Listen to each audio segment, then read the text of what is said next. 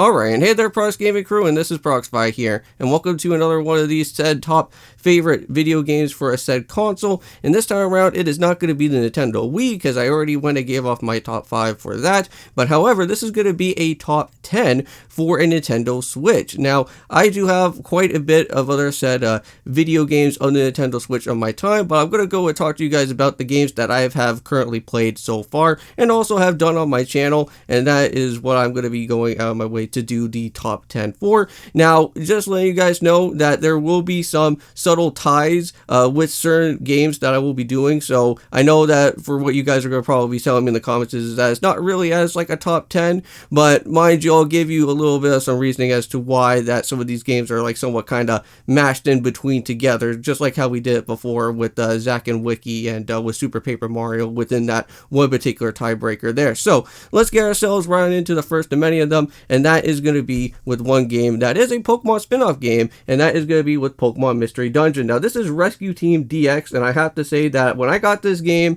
as a day one pre-order, and I went to my local game store for that, I do have to say that I really did enjoy how this remaster looked compared to like how the GBA and DS versions were, and getting to see them in a much more like better type of quality for what was going on within the game looked really nice. And I do have to say, like, going after like the said type of legendary birds and battling them and like doing in this whole other type of like different like said type of style within like the different battles that are happening from there were really cool, and I really do have to say I enjoyed everything about within this game. I may possibly do maybe like a review for this game at some point down the road. I have done an actual let's play of the actual series before, and I have went and actually completed it. I think I want to say all the way through, battling through like Rayquaza and whatnot. So I'm going to leave that there for now, and now we can go and head right on into the number 9 portion of what this Nintendo Switch of my favorite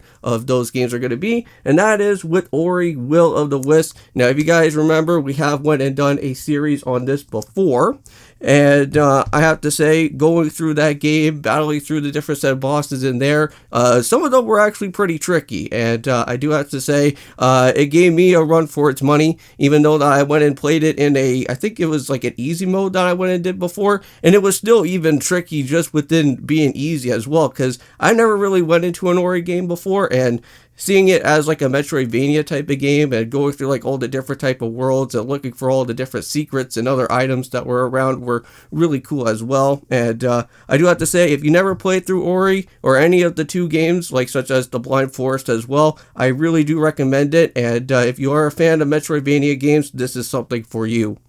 Now, next up is actually going to be one of the said type of tiebreaker games, and that is going to be right now is with Mario Kart 8 Deluxe and Super Smash Bros. Ultimate. Now, the reason why that I put these as a tiebreaker game is because, like, to hang out with friends and, you know, have a great time and have some fun online as well, too, is having these 2 games here. And I do enjoy that here for, like, Super Smash Bros. Ultimate. You get to have, like, so many amount of characters in the game, even with the bonus DLC as well. So, if you are someone that had, like, the different type of volume packs for this, there were so many great type of characters there. You had, like, I want to say there was Banjo-Kazooie on there. There was Steve. You also had Sora as like the last of like the type of characters that was for here for this game, and I really do enjoy Sora. Sora is a great type of set like type of main character if you ever do want to go and use that for your different battles.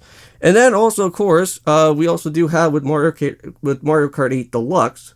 And this is where you're able to go and have the said, well, bonus DLC content for the extra type of retro courses and or new courses that were actually added into here for the booster course pass. And there was also new characters as well, too, to get unlocked. You did have, like, a course with, like, I want to say Chemic was one of them. I know that you had, like, Petey Piranha as well. Wiggler, that was also another thing. Really cool characters on there. And for me, I personally enjoy using Petey Piranha, so that was one of my favorite of the bonus characters from that. And can't wait till we hear about anything else from Mario Kart 9 for whatever happens within the Nintendo Switch 2. So that's something there.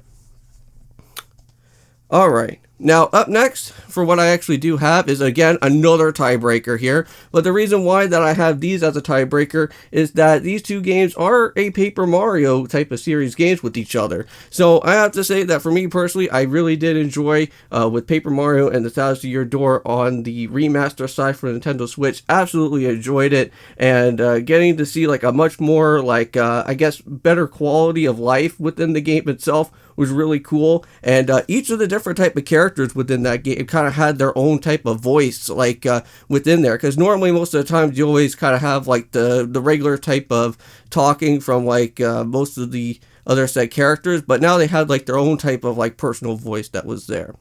And then also too, of course, you can't forget that there was also Paper Mario Origami King before Paper Mario Thousand Year Door actually came out, and I do enjoy this one as well. I know that this game was a part of like the said type of series of Paper Mario games that not everybody enjoyed. I know that originally before, like ever since like Sticker Star was a thing, it was kind of like the black sheep of the family, and it kind of like sprouted out with this whole other set type of trilogy of not so great type of like Paper Mario games, because you also had, you know, like with Sticker Star, then you got Color Splash right after, and then of course with Origami King, and it's kind of like a split between like if you really do enjoy Origami King and the move sets that were within there of that game, or you don't really like it and it wasn't like a big fan for you. For me personally is that I did enjoy with having the different characters within there. You know, like you got like a few type of companions that like somewhat like join alongside with you, but not as like a permanent type of tag along, but they were there like here and there. You know, I think you had like Bowser Jr. as like one of them. You did have like a Bomb type of friend that was there for a little bit, but yeah. Here we go. Next one up is going to be another set tiebreaker. This is for the 3D Mario games. This is going to be one for Super Mario 3D All-Stars, which I have to say is one of the best of the time for that. If you do ever want to go and play like a better type of remastered version of the newer type of way of how you play these games, 3D All-Stars is one of them right there. You got like with Super Mario Sunshine, which has like a much more better type of way of how you can go and play around with like with your Nintendo Switch Pro controller. The one type of downside is that playing on the Mario Galaxy side with the Pro controller is not really the best. I do kind of recommend on playing the Wiimote a little bit more, since me and my friend Kevin are actually doing that series. And then up next as well, we do have Super Mario Odyssey, another game that I really did enjoy, and I believe was one of the said type of launching games as well for the Nintendo Switch, because that was coming around 2017. And that was really fun, getting to collect all the different Power Moons and going through each of the different type of specialized kingdoms, getting to see what they were all about, and balancing other different bosses along the way. And yeah, so that's basically that type of set right there of all of the 5 so far of what the top 10 is going to be. So I am going to move these guys over here, and I am going to go and bring out the next games that I have. And now we're going to get down to the reason for the said top 5 portion of what is going on for the Nintendo Switch.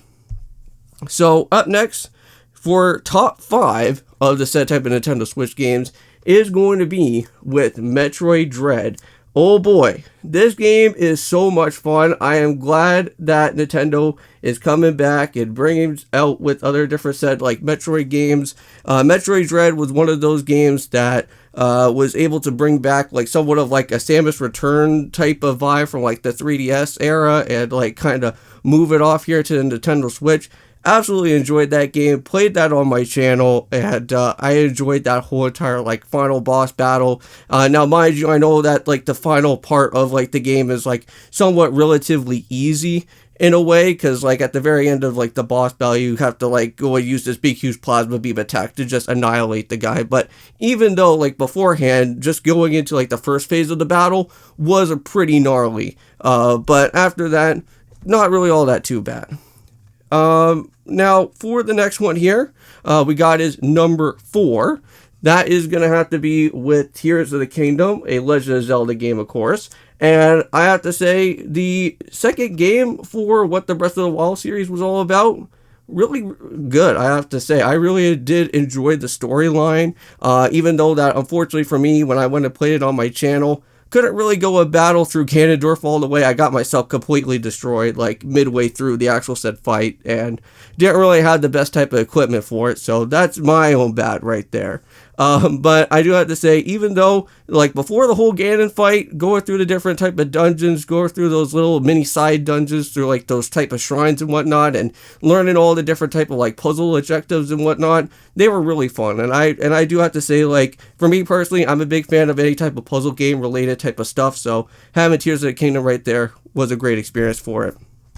And then up next, we do have is number 3. I'm going to go and say is that for me personally is that I really do like Kirby and the Forgotten Land. This game was one of these games that kind of had like the open world somewhat of an experience to it. So really did enjoy the game for that. And I also did get to do a little bit of co-op, since it does have the feature type of co-op mode that me and Kevin kind of went through a little bit about with it, but didn't really experience it all the way through. But got to enjoy the different bosses, and that was really fun too.